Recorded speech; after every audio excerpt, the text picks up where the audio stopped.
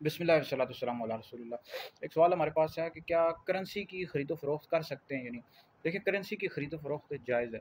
एक मुल्क की जो करेंसी होती है ना, ये एक ही जिन्स के हुक्म में होती है। मतलब जैसे पाकिस्तानी रुपए के बदले में पाकिस्तानी रुपए की ख़रीदो फ़रोख्त हो रही है, तो ये तबादला ही नहीं किया जा रहा है, तो जायज़ है। लेकिन याद रखें, एक जिन्स की जो करेंसी होती है, एक मुल्क की जो करेंसी होती है, अब अ, उसी मुल्क की जो करेंसी है, उसके बदले में तबादला किया जा रहा है, तो ये कर सकते हैं, जायज़ है। तो इसमें याद रखें, फिर उधार ख़रीदो फ़रोख्त ये जायज़ नहीं होगा। यानी एक मुल्क की जो करेंसी है, एक जिन्सी की करेंसी का तबादला किया जा रहा है, तो उधार ख़रीदो फ़रोख्त जायज़ नहीं है। अब मुख्तलिफ़ ममालिक की करेंसी है, जैसे पाकिस्तान की करेंसी है, सऊदीया करेंसी है, मुख्तलिफ़ ममालिक करेंसी, इनमें कमी बेशी तो जायज़ है, लेकिन उधार ख़रीदो फ़रोख्त जायज़ है, ख़रीदो फ़रोख्त जायज़ नहीं। बहरहाल ये करेंसी की जो ख़रीदो फ़रोख्त होती है जायज़ है, ठीक है जी। एक जिन्स की जो करेंसी होती है, दूसरी यानी एक जिन्स की करेंसी है, पाकिस्तानी रुपए के बदले में पाकिस्तानी रुपए की ख़रीदो फ़रोख्त ये जायज़ है, लेकिन उधार ख़रीदो फ़रोख्त जायज़ नहीं है।